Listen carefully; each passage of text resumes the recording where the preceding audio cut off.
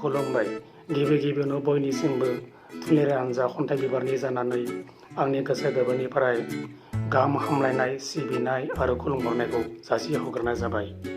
दिनै जों फोरमायहरनानै गोजोननाय मोन्दोंदि थुनलाइयारि हान्जा खन्थाइ बिबारा दिनै 6थि बोसोराव आगान होबाय। थामहिनबा दिनै थुनलाइयारि हान्जा खन्थाइ बिबारनि 5थि गायसनथाइ एबा जोनोम सान।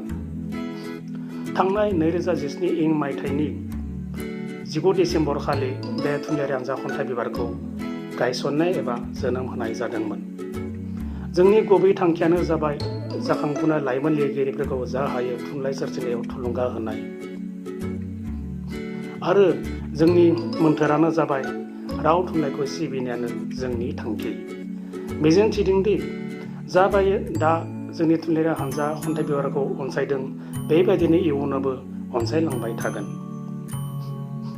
जोंबो जा हायो इयुनावबो थुनलाइयारि बादायलायनाय हाबाफारि लालांबाय थागोन।